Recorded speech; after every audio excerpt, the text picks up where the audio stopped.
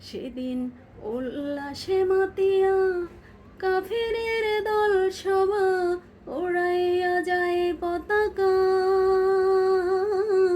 সেদিন উল্লাসে মাতিয়া কাফেরের দল সভা উড়াইয়া যায় পতাকা।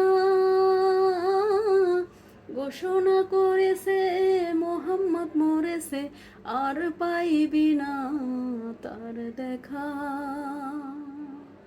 সেদিন শুনি আসে সংবাদ, এক মুসলিম মহিলা পাগল হয়ে ছুটেছে।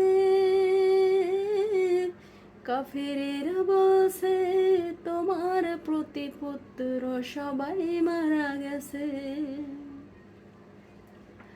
মহিলা বলছে চাই না শুনতে, মহিলা বলছে চাই না শুনতে, বলো কেমন আছেন আমার দয়াল নবী। আমরা যে তার আদরের উম্মত, উম্মতের করলাম কি? আমরা যে তার মহব্বতের উম্মত, কয়দিন কেঁদেছি।